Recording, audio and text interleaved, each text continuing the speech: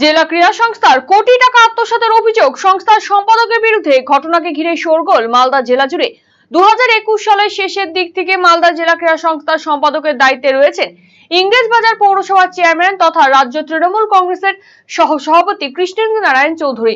ক্রীড়া সংস্থার জায়গায় বেআইনি নির্মাণ করে বিক্রি, পার্কিং থেকে তোলা টাকা, এমনকি ক্রীড়া সংস্থার জায়গা ভাড়া দিয়ে টাকা আত্মসাতের অভিযোগ তার বিরুদ্ধে আর্থিক তছরূপের অভিযোগ তুলে জেলা শাসকের দ্বারস্থ হলেন প্রাক্তন খেলোয়াড়দের একাংশ।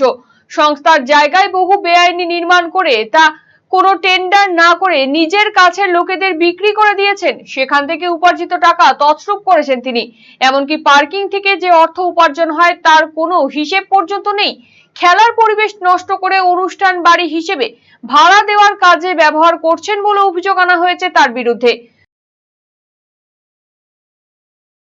হচ্ছে আমরা প্রাক্তন প্লেয়ার ওখানকার, তো ওখানে যে সুইমিং পুল আছে ওখানেও মানে কিছু দুষ্কৃতী বা যিনি দায়িত্ব আছে ওখানে শুনেছি ভাড়া দিচ্ছে বা আমরা দেখতে পাচ্ছি ভাড়া দিচ্ছে।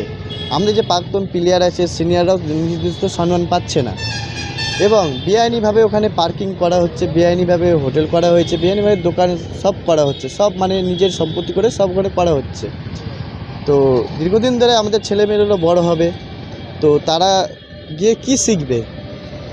মানে আর্থিক দুর্নীতি এখানে চলছে। যে সরকারে ছিল মানে টোটাল কথা দুর্নীতি ছাড়া এখানে কিছুই হচ্ছে না। আপনি কোথাও জানিয়েছেন, অভিযোগ করেছেন? হ্যাঁ, আমি অভিযোগ জানিয়েছি। কি চান আপনি? এখানে চাই যে জিনিসটা ওনারা দেখুন বা দেখে সেটা ইনকোয়ারি করুক, কোনটা সঠিক আর কোনটা বেআইনি, কোনটা ঠিক। কারা করেছে দুর্নীতিটা? এটা ডিএসএ যিনি কর্তৃপক্ষ এখন আছেন তারাই করেছে। কর্তৃপক্ষ তো ডিএসএ যে কর্তৃপক্ষ আছে, যে সেক্রেটারি আছে, তো তারই আন্ডারে তো সব হচ্ছে না। দুর্নীতির কথা কার্যত স্বীকার করে নিয়েছে মালদা জেলা ক্রীড়া সংস্থার কোষাধ্যক্ষ দিলীপ দে। চাপে পড়ে তাকে বিভিন্ন চেক সই করতে হয়েছে বলে অভিযোগ করেছেন তিনি। আপনি তো ট্রেজারার, আপনি তো চেকে সই করেছেন।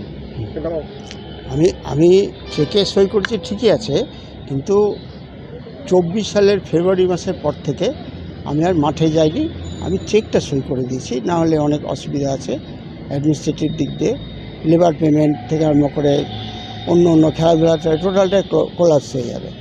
আপনার কি মনে হয় কোনো দুর্নীতি হয়েছে এখানে যারা যেগুলো অভিযোগ করছে? কিছু তো হয়েছেই, আমি তো তারপর থেকে মাঠে যাইনি, শুনছি এগুলো ঘটনা। তখন আপনার যখন সন্দেহ হয়েছিল তাহলে আপনি চেকে সই করলেন কেন? তখন বলেননি কিছু? আপনি চেকে সই করলেন না, আমাকে করতে হয়েছে, না করলেও অনেক অসুবিধা আছে, বুঝতে পারছেন। একটা আমি বয়স্ক লোক, হ্যাঁ, না করলে অনেক রকম আমার প্রবলেম হতে পারে, যার জন্য আমাকে করতে হয়েছে। কার নির্দেশে সই করেছেন? আমাকে পাঠিয়েছে, সেটি পাঠিয়েছে, আমি সই করেছি। কে পাঠিয়েছিল? সে কৃষ্ণনারায়ণ চৌধুরী, সেটি উনি পাঠিয়েছিলেন, আমি সই করেছি। যদিও নিজের বিরুদ্ধে ওঠা সমস্ত অভিযোগ অস্বীকার করেছেন কৃষ্ণেন্দু নারায়ণ চৌধুরী। তিনি বলেন, রেজুলেশন করে সমস্ত সিদ্ধান্ত নেওয়া হয়েছে, যে কোনো তদন্তের জন্য প্রস্তুত তিনি। প্রথমত বলি যে আমাদের ডিএসএ একটা নিয়ম আছে।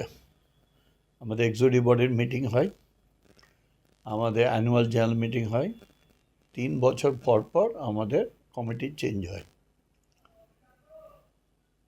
যিনি বলছেন চাপে পড়ে হয়েছে, তিনি দুর্নীতির পাহাড় করে দিয়েছিলেন।